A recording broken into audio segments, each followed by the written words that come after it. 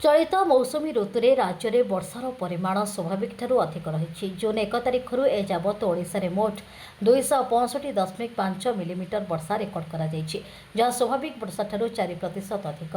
एने सूचना देइछन्ति आंचलिक पाणीपाग केन्द्रर निर्देशिका मनोरमा महांती। सूचना अनुसार बौद्ध कंधमाल जिले में अत्यधिक वर्षा होइथिबा बेले 11टी जिले में स्वाभाविक ठारू अधिक एवं आउ 11टी जिले में स्वाभाविक वर्षा रेकर्ड होइछि। अन्यपटे 6टी जिले में वर्षार परिमाण स्वाभाविक ठारू कम रही। सुंदरगढ़, झारसुगुड़ा, देवगढ़, संबलपुर, कलाहांडी और नवरंगपुर जिले में नियंटिया वर्षा होइथिबा से कहछन्ति। पर्यंत जो वर्षा आम मनसून वर्षा प्रथम जून रु आज पर्यंत टोटल वर्षा हेची 265.5 मिलीमीटर, किंतु आमर नॉर्मल वैल्यू रही 255.8 मिलीमीटर वर्षा, जहाँफल कि आमको अधिका वर्षा 4% मिली जहाँफल कि बर्तमान आमर नॉर्मल रही। आम जिलार 2टी जिले में लार्ज एक्सेस वर्षा रही, जोटा कि 60% आउ ताठू अधिका वर्षा 6% रु 60% रु अधिका वर्षा रेकर्ड करा जायछि। 11टी जिल्ला रे एक्सेस रेनफॉल रेकर्ड करा जायछि, जोटा कि तार डिपार्चर रही 20% रु 59%। आउ 11टी जिल्ला रे नॉर्मल वर्षा रही आउ 6टी जिल्ला रे हमर डेफिशिएंट वर्षा रही। 6टी जिल्ला है सुंदरगढ़, झारसुगुड़ा, संबलपुर, देवगढ़, कलाहांडी एवं नवरंगपुर जिले में आमर वर्तमान की डेफिशिएंट रही वर्षा।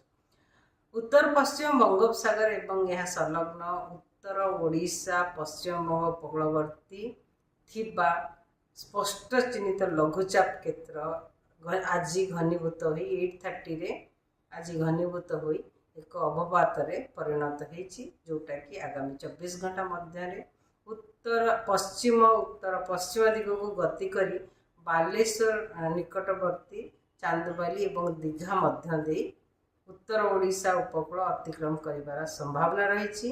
यार परवर्ती 24 घंटा मध्य आहुरी उत्तर पश्चिम दिग को गति करी उत्तर ओडिशा एवं उत्तर छत्तीसगढ़ अतिक्रम करिवार संभावना रही। आगामी 24 घंटा जदि फोरकास्ट देखा तेबे आमर पूरा राज्य रे अधिकांश स्थान रे हल्का मध्यम वर्षा रहिबार संभावना रही। सहित प्रबल अति प्रबल वर्षा रहिबार संभावना रही।